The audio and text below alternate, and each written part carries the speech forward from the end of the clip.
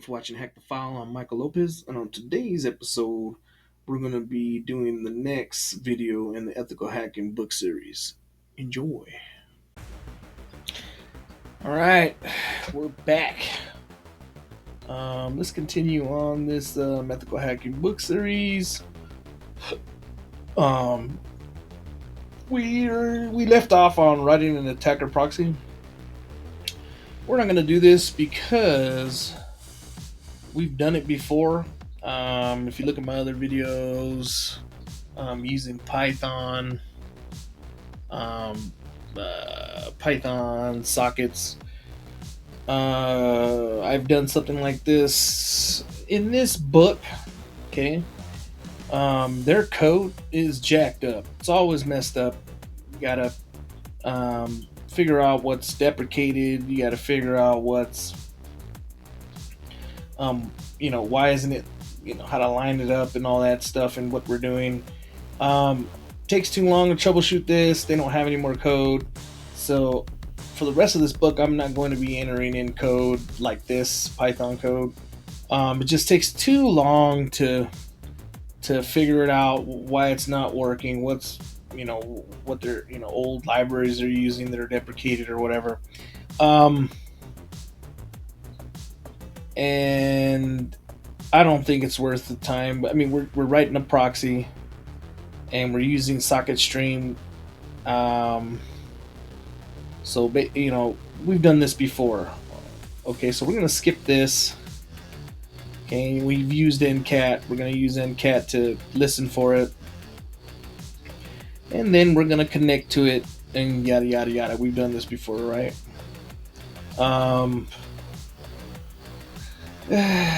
So we're just gonna move on to the extracting passwords, password hashes on Linux. Now I'm not gonna do this either because I don't want I don't want you to see my passwords and all that. But we're gonna read through it, and then we're gonna see where they will be stored and how to read them. Okay, so that's valuable as well. And then we might do something. We might go from there, but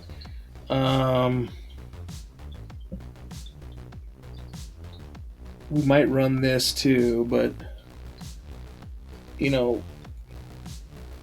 like I said, this is where it's getting where it's going into passwords and stuff, and I can't show you all that. So, but we'll read it, and we'll get things started, right? And then we'll go from there. All right. So extracting password hashes on Linux. Once you've gained access to the machine, you can try to extract user credentials from the machine's memory that you can use to log in to other machines and move around in the network. This section describes how you can extract usernames and passwords hashes from Linux machine using privilege escalation techniques, where Linux stores usernames and passwords. The operating system stores usernames in the etc password file, right? Which anyone on the system can read. The file's name is deceiving because it doesn't contain any passwords. Still, we can often glean useful information from this file, such as whether an account requires a password. Run the following command to view the contents of the file. This is what it's going to look like when you do it. You're going to have a root, Damien, bin, system. A colon separates each property of entries which follow this format. Username has password, user ID group, user ID user info, and shell path. The second property has password.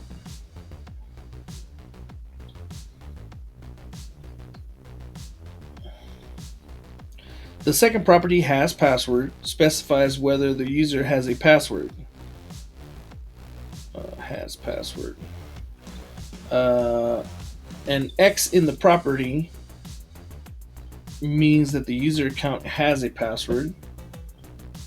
And an empty field means a guest account that doesn't require a password.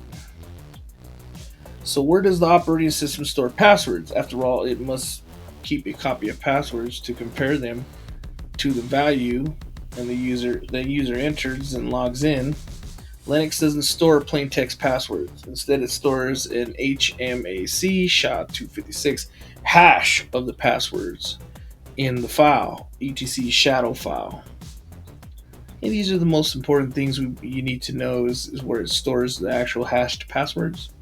When a user logs in, Linux hashes their passwords, compares it to the stored hash, and then gives access if they match.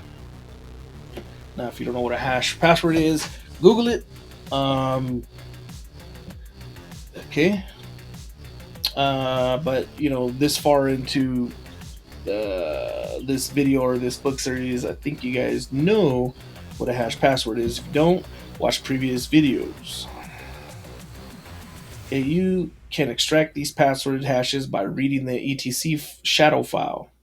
However, you need root permissions to do so, as you can see by running the ls command with the I option. So ls I etc, and this is going to show you know what that does, right? So we can do this.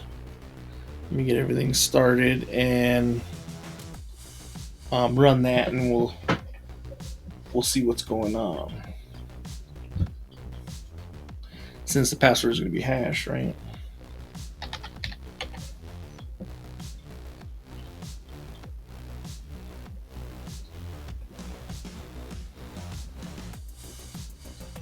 Yeah, I tried to do that attack proxy, but the code is just jacked up.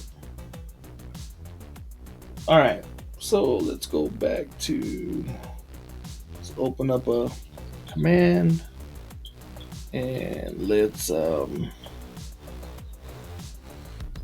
run this cat etc password.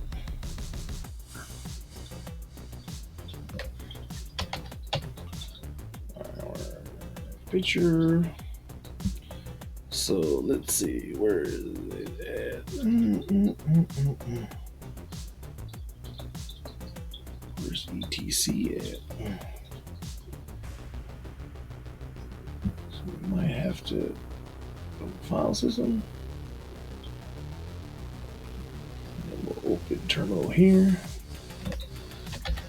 And here's etc right here, right? So we'll go cat. Well, let's just cd to etc, right? And then let's see if passwords is in there. Yeah, I'm sure it is. Alright.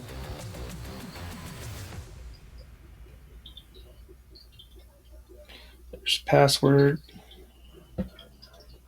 PASSWD. We'll clear that.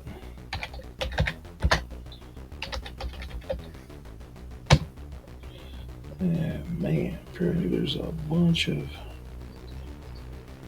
root. Damien, let's see, here's what we got. All right, now we're in the, so that kind of looks like, now we'll see if we can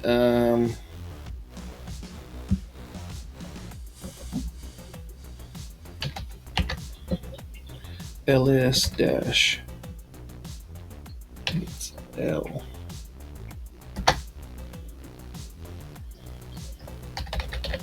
shadow. So one root shadow, and this is what I get. Now let's read what that means. Okay, when a user logs in, Linux hashes their passwords. Okay, you can extract this. Okay, you can extract these password hashes by reading the etc file. However, you'll need root permission by running the command. So this has read and write, and it'll let me read, but I can't do anything else, right? See that? Oh, it's all empty, right? And the label -rw -r -dash represents a file's permission. Explain the structure of Linux permissions. Okay, it's going to explain it. Nice. The permissions on the etc shadow file indicate that only the owner of the root, and the group shadow, right, shadow root, can read the file, and that only a root user can write to it. So read write actually. Yeah, read. So this file, read write, and can't do anything else. So this is different then. Let me see.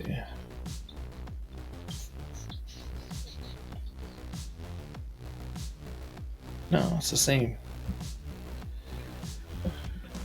Okay, if we're lucky, we've found credentials for a user with root permissions, and we can gain root access to the system by entering sudo I. But suppose we aren't lucky, and in this case, we still can gain root access by exploiting a vulnerability in the operating system, a process commonly known as privilege escalation. Readable? Alright, let's look at this. So RWXR permissions. R is readable, writable, executionable, readable, writable, executionable. Links 8, root owner, shadow group, size, modified file name. There's the owner can read, write, and execute. Your group can execute and read, and anyone can execute or read. And we don't have nothing, right? So we can only the owner can read and write. Can't execute either, right? Is that what that says? Yeah. All right. And they can only read it. So the group can only read, and then nobody else can do anything. That's basically what mine is, right? So if we look at mine,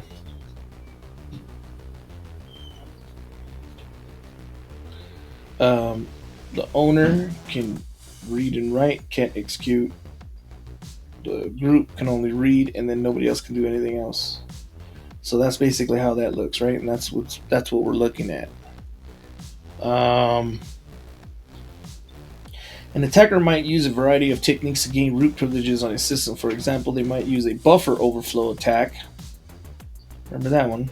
To inject code into a kernel module or driver. I think we did that already way at the start. The kernel module would then execute the code with the root level permissions, given the hacker a reverse shell with root permissions. I think we've done that.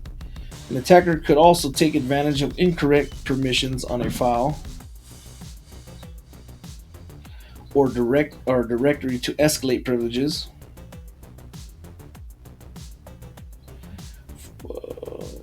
Could take advantage of incorrect permissions. Oh yeah, that's right. On a file or directory to escalate privileges. For example, if a process executes a file with root privileges, an attacker can modify the file to contain code that runs a reverse shell. So I think we've done that before in here too. The Unix PrivSec tool is pre-installed on Kali Linux and allows you to check a system for vulnerabilities that might allow a privilege escalation attack. Unisec standard. The Metinterpreter shell has similar functionality built in. You can use the command get system to search for an exploit possible privilege escalation vulnerability. Interpreter. Unix. What is that? Let's run that, huh?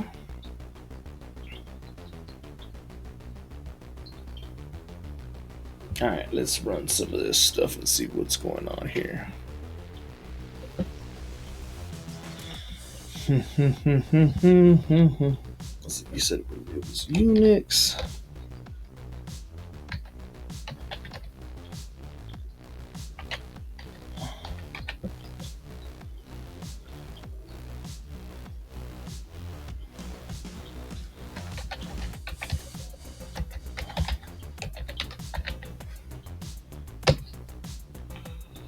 Oh, me likey.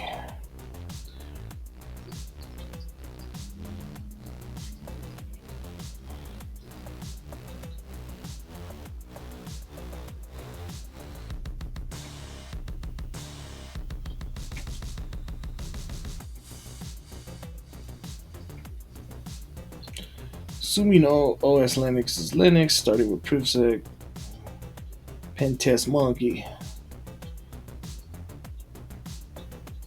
Use of this script is only permitted on systems which you have been granted legal permission to do so. According host name, Cali. Oh man, see, it's just telling me all kinds of stuff. Need those. Checking it. So it just runs through and checks anything.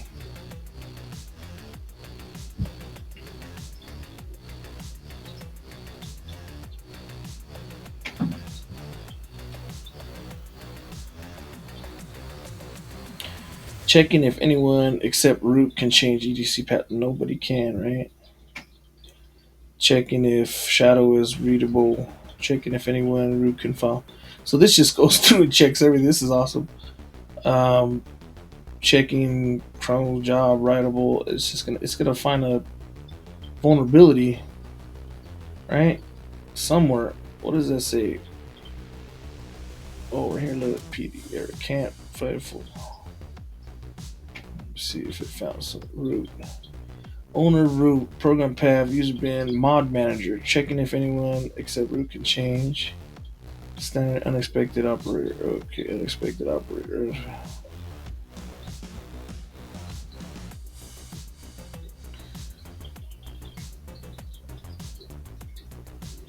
Alright.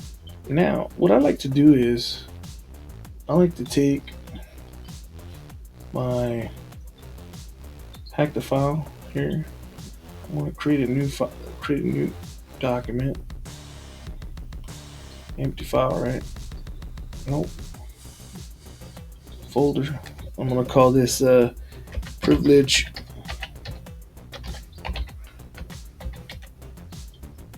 X. And I can't spell.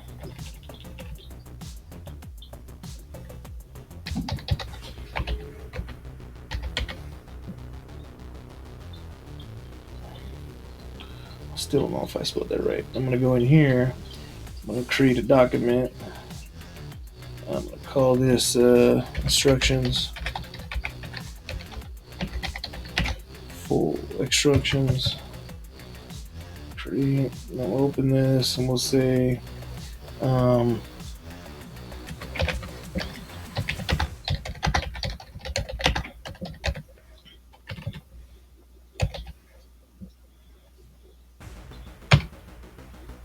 and we're going to use the Unix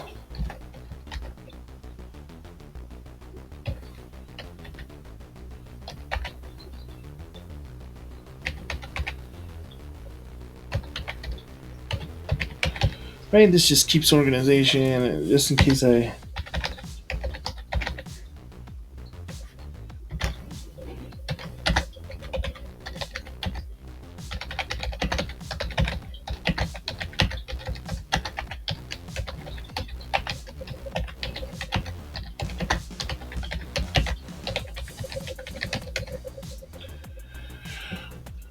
all right, we're gonna save that, and we can just leave that open because we're gonna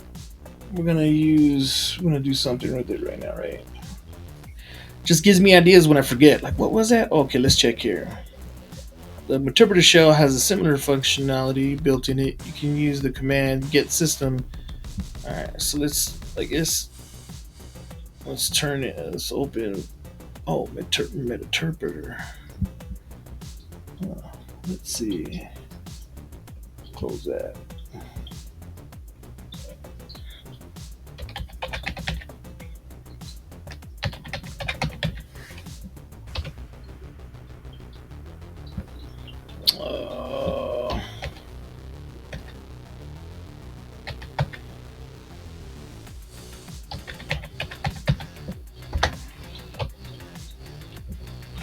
I'll open that interpreter again.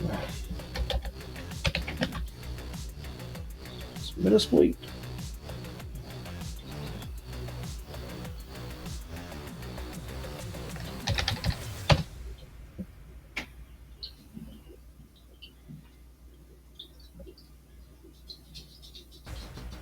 Holy crap.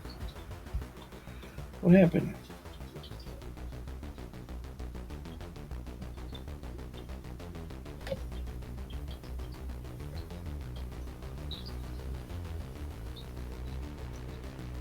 Oh.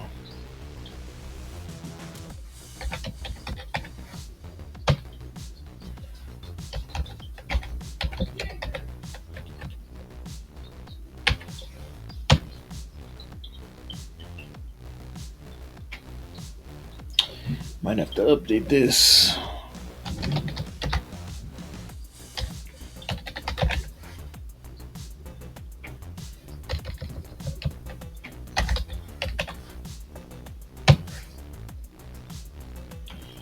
Been a minute, so maybe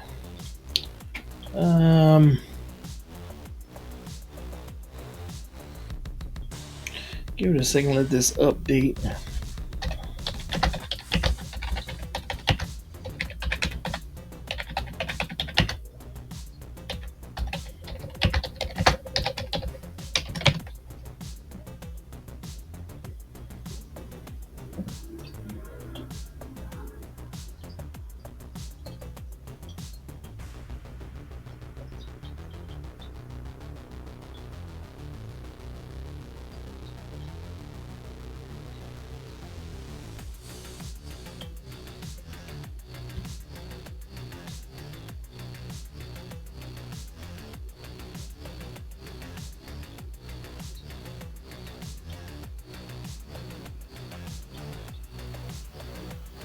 Failed to fetch this. Okay, so I don't have my network up or something.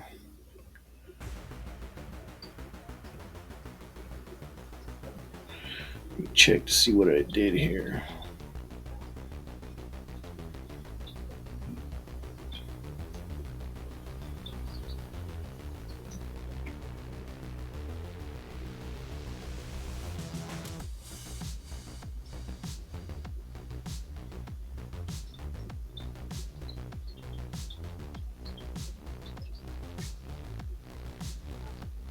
That looks good. What's going on here?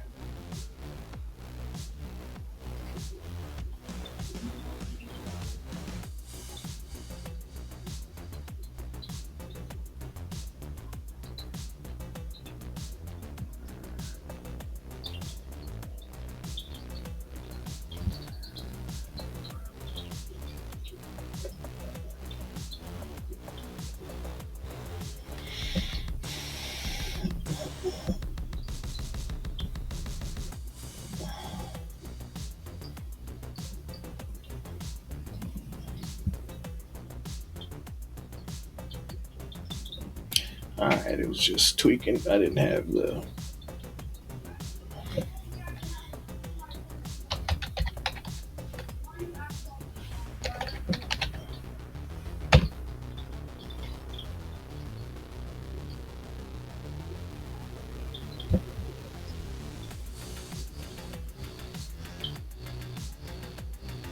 Bam. Okay.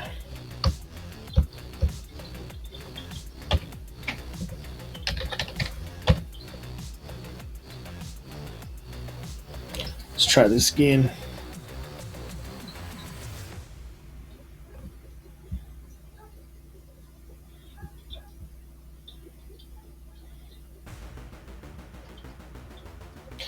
Just updating this.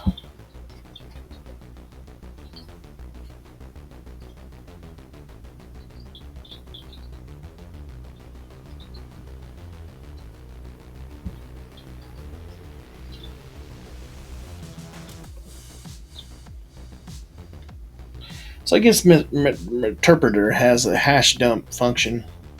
I'm on a VM right here, so I ain't gonna have much power.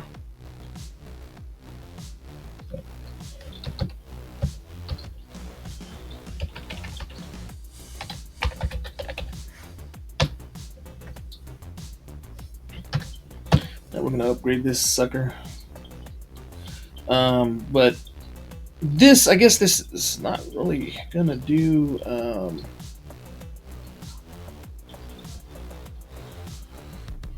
Yeah, so it says it wants us to look up, so it gives us that tool. And it says the metinterpreter shell has similar functionality built in. You can use the command get system to search for and exploit possible privilege escalation vulnerabilities. So once I'm in that shell, after you gain root privileges, run interpreter module hash dump to extract the hashes from the file. Run hash dump. Now that we've looked at these privilege escalations in general, let's take a look at an example. Then we'll look at this example. Um, yeah,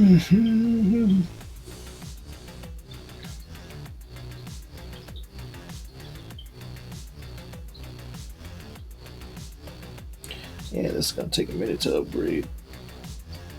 If it still doesn't work, I gotta read all those errors and see what's going on with it. But my MSF console. Um,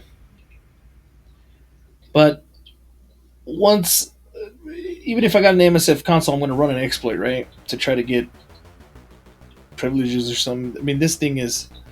That's all this is saying is. Um, Run this, look for an exploit. At this point in the book, it's expecting us to be able to get an exploit running in MSF console or something.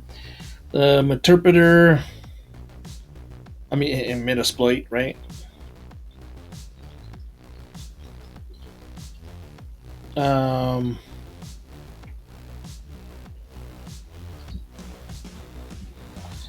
then, I mean, we've done that before. Then, but it says we can get system once we have a connection to the victim, right?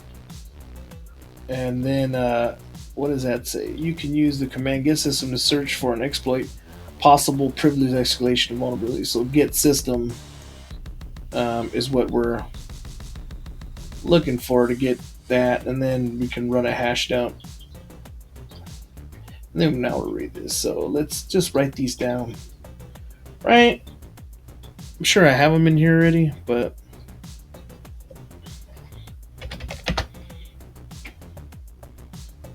uh, let's see in Metasploit.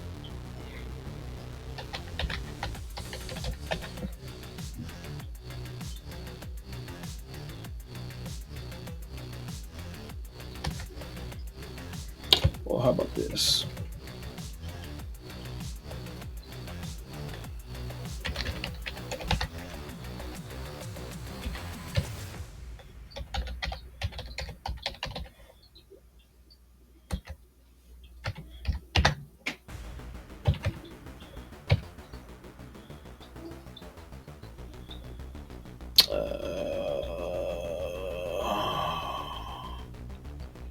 I guess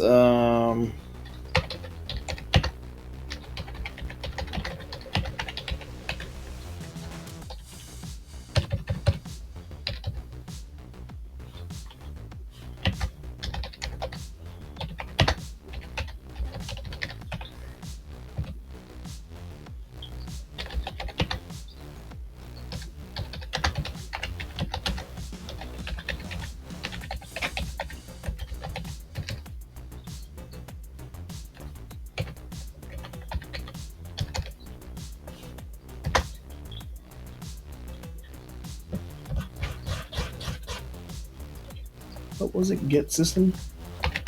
Get system.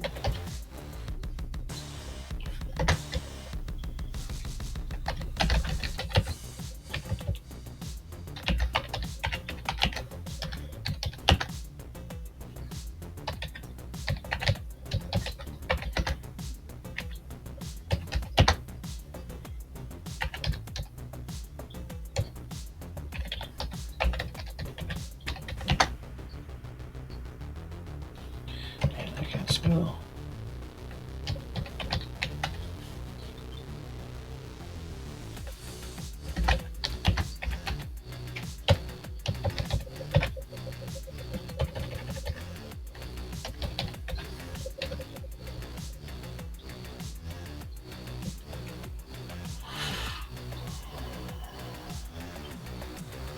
All right.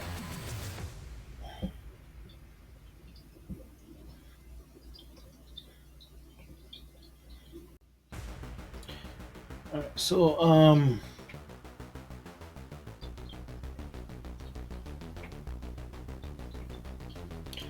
run hashed up now that you've locked. Now that you've looked at these privilege escalations journal, let's take a look at it. Yeah, let me see. Run hashed up.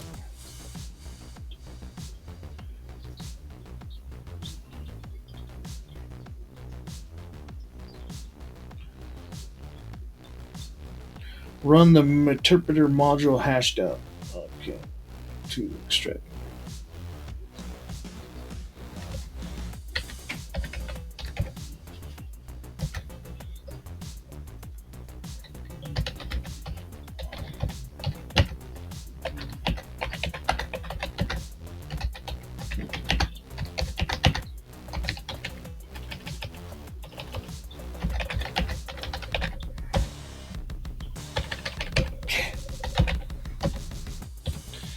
Just gives you a little, uh, gives me a little idea of what I'm missing, what I got to do. Um, we can go back to a previous exploit, get root privilege like that on it, and then run. I guess this wants us to just know that we can run certain things because man, can I run hashed up on this? Let's see. And I still can't spell.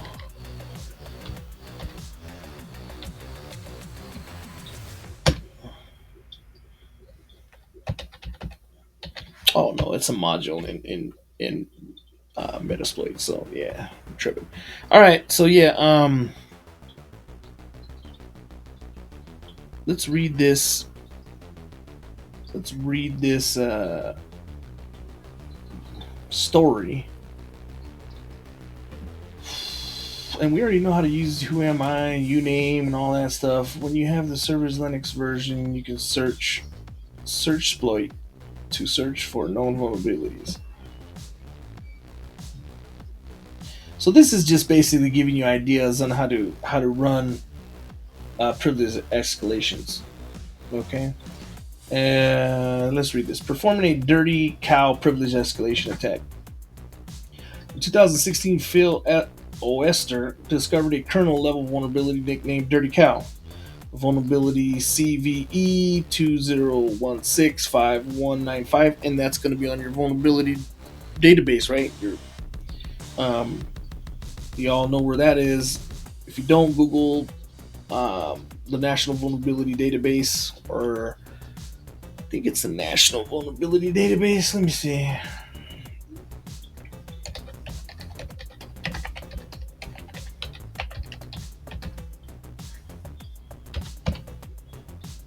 Yeah, NVD.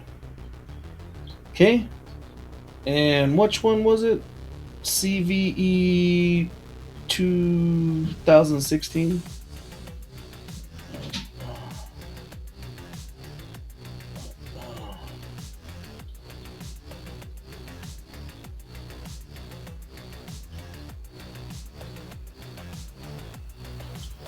Yeah, you got to figure out how to use this site. But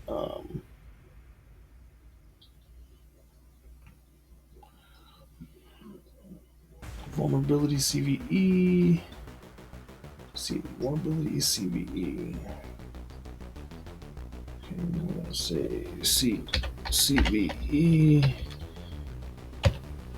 2016.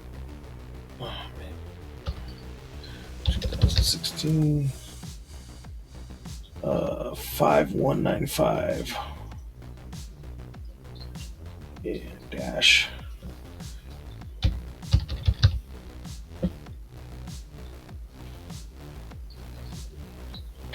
There it is. Race condition in mmgup.c in the Linux kernel times 2 through 4 before 4.803 allows local users to gain privilege by leveraging incorrect handling of a copy on write cow, featuring the write to read-only memory mapping as exploited in the wild in October 2016, aka Dirty Cow. Published 2016. So it's very high vulnerability. Click on this. Reference to advisory solution tools. Hyperlinks, third-party advisory, issue tracking patch. By selecting these links, you are leaving NIST website. We have provided these links to other websites because they may have information that may be of interest to you. No emphasis should be drawn on account or other sites being referenced or not from this page. There may be other sites that are more appropriate for your purpose. NIST does not necessarily endorse the views expressed or concur with these facts represented on these sites. Further, NIST does not endorse any commercial products that may be mentioned on these sites. Please address comments about these pages. Okay, so here's a bunch of different resources on this.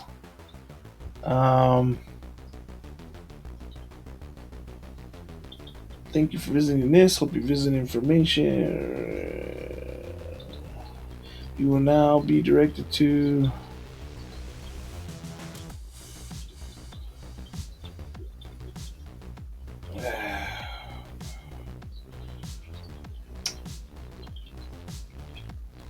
so here's more information on it, and then here's your product status. Okay, references, Red Hat, RSA. Go here.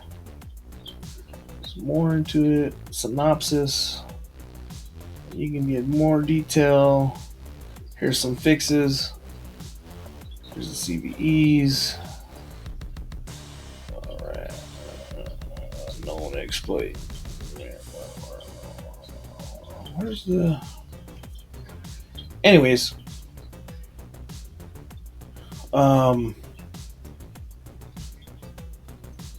That's the one it's talking about. Now, if you want to use these, okay,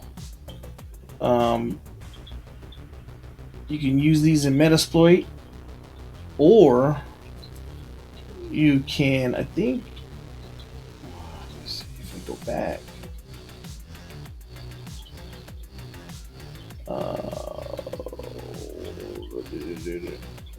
Yeah. Okay, so this is the page that shows it. Yeah, I think you can click here and then it shows you how to run it, Vector. But I can't remember. You have to mess around with this site. This CV this is no exploit vulnerabilities catalog. Okay, known affected software configurations.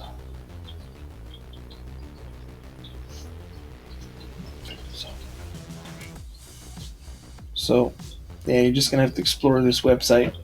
But this is the National Vulnerability Database, and this is what it's talking about.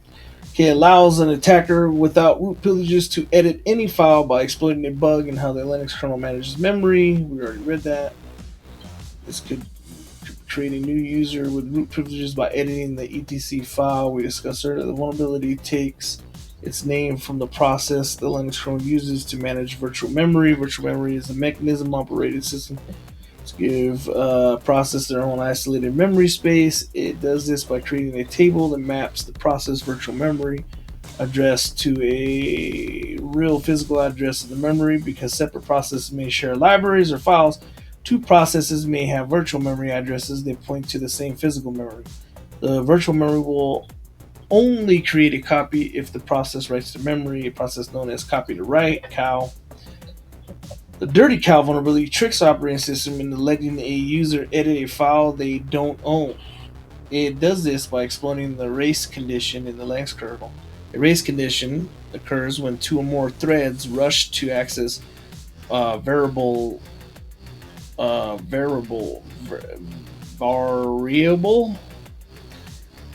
to access a variable. What the hell?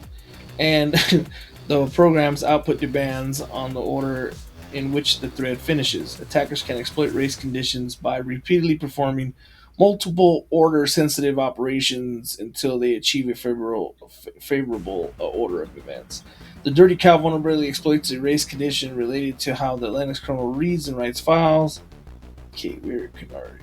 Okay, however, if an attacker uses the threads independently, pause it. You guys could read this. Okay, we can use this vulnerability to edit the read-only password file and add a new user with root privileges. Let's execute this privilege escalation attack on a Metasploitable server. So in the Metasploitable, you can run that. You'll look for this vulnerability. You can run that by yourself without Metasploitable, but you're going to have to do some research on how to get it from here and run it, right? Metasploitable just has the modules for you and it's ready to rock. Okay, uname. Okay, who am I? Okay, so uname, what we're doing is you have the server's Linux version. You can search exploit to search for known vulnerabilities affecting that version. So search exploit Linux. Let's run that and see what happens. Okay.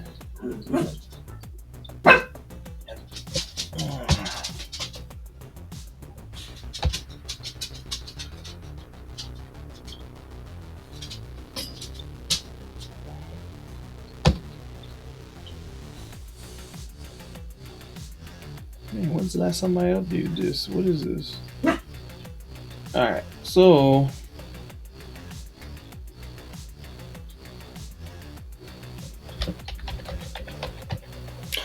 is this gonna be a search exploit is Kali.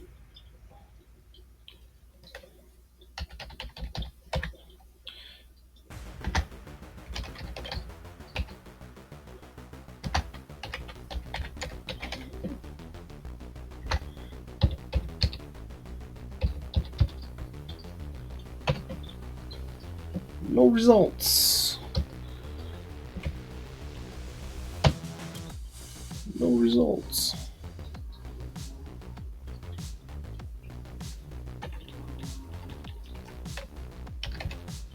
Let's run uname.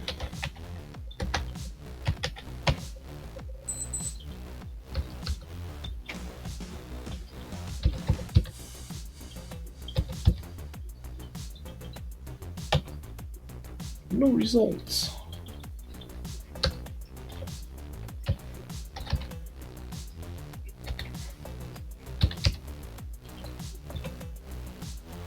No results.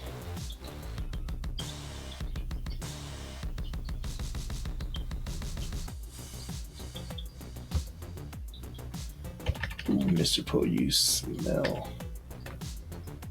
Damn.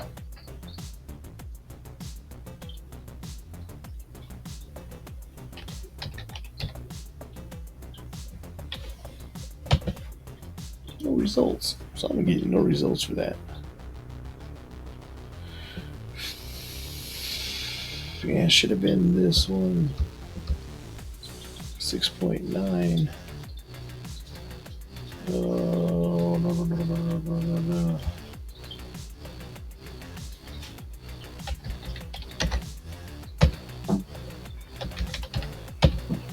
No results. Search exploit. I guess there's no known vulnerabilities affecting that version, huh?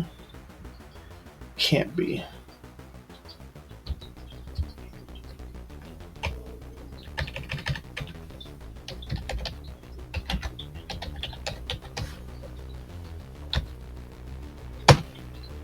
No results. Alright. I don't know what.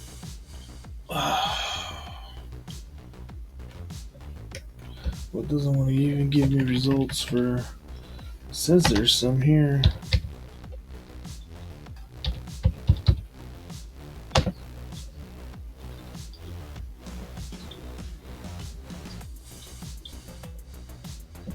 Huh.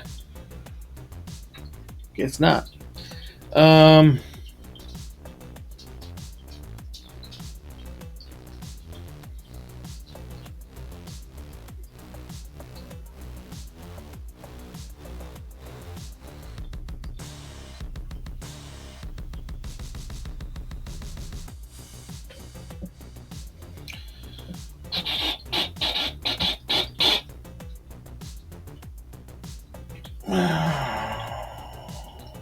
When you have the server's Linux version, use Searchblade to search for. Yeah, that didn't give me anything. Live long and prosper. As you can see, there are several implementations of Dirty Cow. Some implementations use vulnerabilities to change password files, whereas others use inject shell code file with the SUID privileges. SUID is a Linux permission that allows a regular user to execute a file with the privileges of a file owner.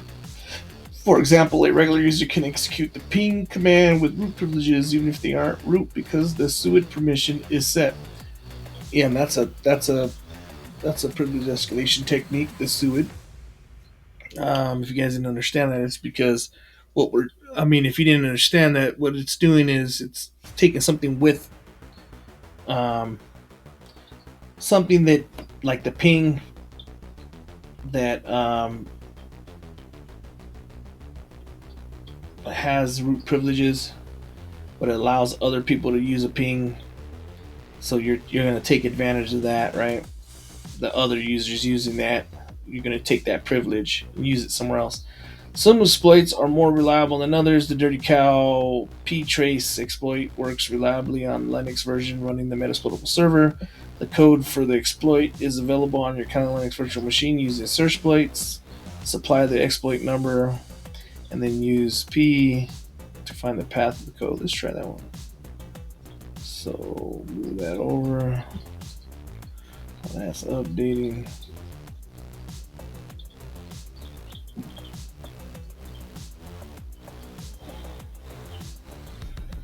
We'll do search exploit.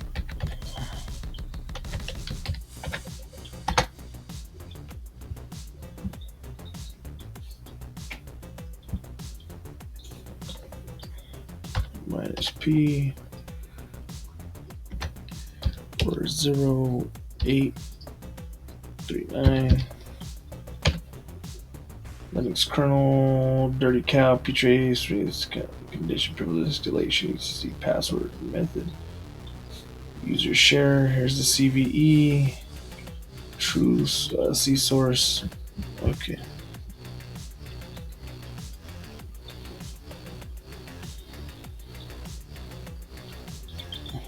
Next, copy the code into the Metasploitable machine.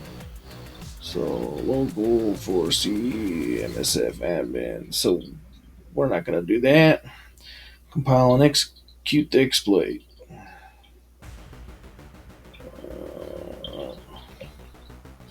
Now run the exploit.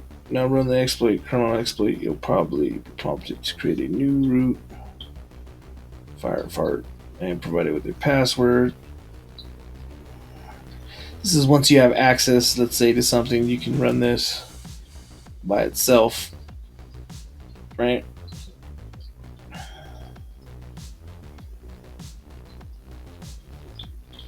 So, you copy the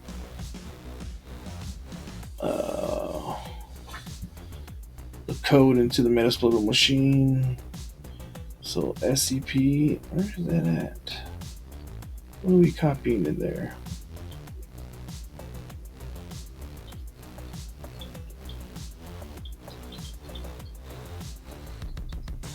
Path? Yeah, right there.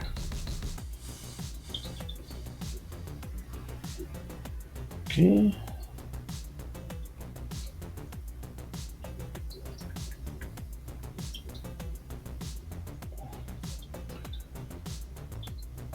Now run the exploit. Okay. Exploit. Boom, boom, boom. And that. Okay. Switch to the newly created user and root privileges. SU, switch user, fart. Now you should be able to read the etc shadow file containing the passwords. The entry should contain the H. Okay, but I'm confused on what. So, user share, exploit database, exploit Linux, local. Okay, so it's an exploit that we have on our Linux, right? Is that what it's saying? Yeah, right there. User share, exploit Linux, local. So this is where it's at, and it's this 4C, I guess.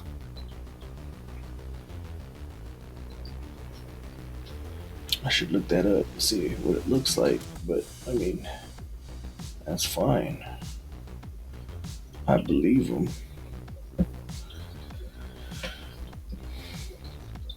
Yeah, and then we're MSF at, and then we're sending this to our metasplitable. Okay.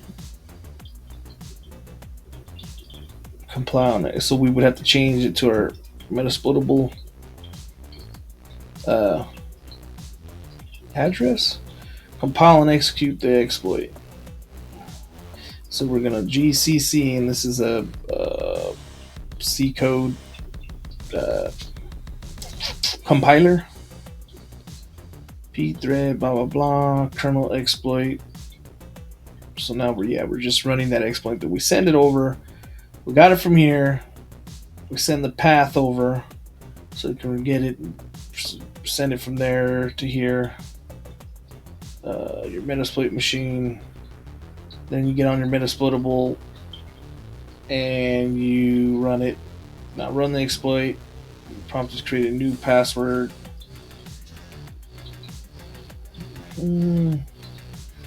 Switch to the new created user with root privileges. Now you'll be able to read the shadow. So I can read the shadow file on the Metasplitable, which is the victim. But if you look at this, you would already have to have access to the victim already, right? And then you could run an exploit from, from your Kali to that once you obtain the IP address and all that stuff like that, right? Then you can run that exploit from the victim, and then you can gain root privileges. So it's just another way to do it, right? This is all this is doing. I'm not gonna do it because we've done this already. Except this is giving us more ideas, and we'll go through this real quick before we finish this out. But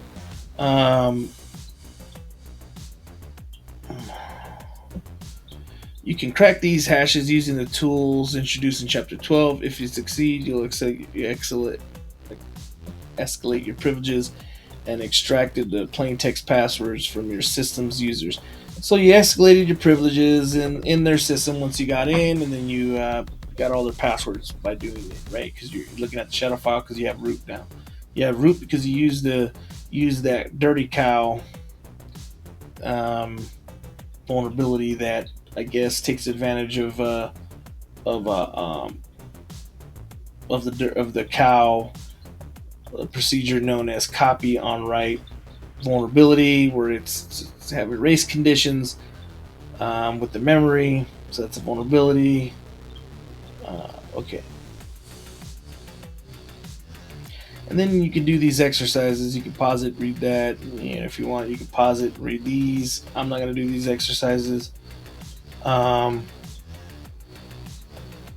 yeah, that's basically how we finish it up. Now, all this depends on you getting access to the system, right? I mean, this is what this is. This is not going to show. This whole book showed you how to get access to the system already. This is once you've gained access to the system, you can pivot and privilege escalation. It gives you ideas on how to do it, right? That's all this does.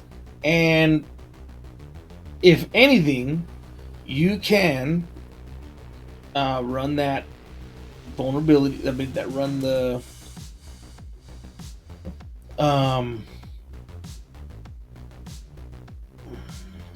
me see, where is it at? You can run this Unix private sec check standard once you're on the system to see what vulnerabilities it has, if it has any. If you have a meta-interpreter shell, okay, you like, let's say you did a reverse shell and you got in the system that way, and you're running a meta-interpreter shell through Metasploit or MSF console, whatever, then you can get the systems that way. Get system, run a hash dump. Or you can run and execute a vulnerability.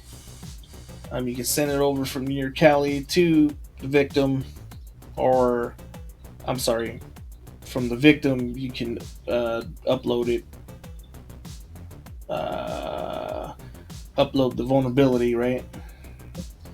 And you're gonna run uname to get the Linux version. You can run some exploits. So this is giving you, like, once you're in the system, who am I? Uname, get the version, and you can, on your Kali Linux box from your attacker side or whatever, you can search for an exploit for that. It'll tell you, or it won't. Look, this one has dirty cow vulnerability. I'm sure I don't know why I wasn't able to pull anything up. That's weird. Maybe they patched it and it doesn't come up here no more.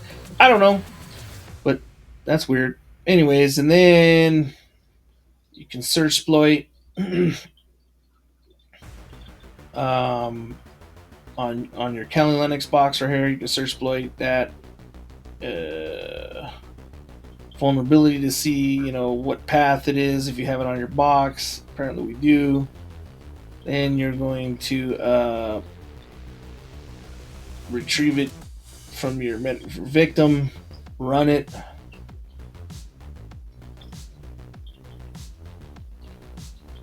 SP share okay, so you're sharing this over there, whatever. Now I don't know if I don't want to go too deep into that, but anyways, that's another method to do, and then you run that vulnerability. So there's many different methods, right? And then you got the SUID privilege method. You can do some research in that. It just mentioned it, but it didn't go deep into it. But I guess that's what it all is. It's because you're using privileges. Well, no, this is a race, whatever. But I guess the SUID, there's different SUID attacks that you can use. Like ping has the privileges for all the users, but it's like a higher level, so you can use that higher level to exploit privilege escalation. So there's all kinds of ways to, and I encourage you to do some research on privilege escalation attacks, right? Because once you're in the system, hey, great, you got in the system. Now what? You need to be able to maneuver open files, and ultimately you want the passwords and the usernames and passwords, so you can have even more access. And I mean, you could do stuff with the usernames, passwords. These are things for pen testers, or if you're trying to take advantage of old vulnerabilities, and you're trying to find new vulnerabilities, and you're just messing around the system. This is good for pen testers and stuff, right?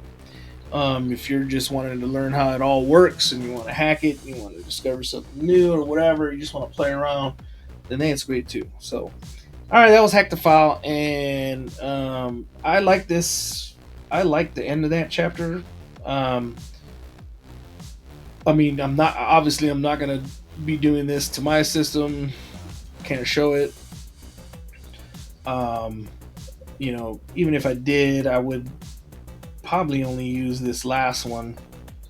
That's the dirty cow on the Metasploitable, but it's. If you guys want me to do it, let me know. At this point, we've done it a bunch of times already through this whole series, and I think it would be kind of redundant to do it now. I think this only is just giving you ideas, right, of how you could you could use privilege escalations. So, all right, that was Hackthefile. We're almost done with this. Finally, we're almost done with this, and we've done a lot and learned a tremendous amount of knowledge and did a lot of practical stuff on this, and we're gearing towards the end. I won't be able to run any of this hash cracking passwords unless I set it up to where it's easy if they want to do that, but I've done that 1,000 times already on here, because like I said, I'm on a virtual machine. I don't have too much power to be cracking passwords and brute force and stuff. And so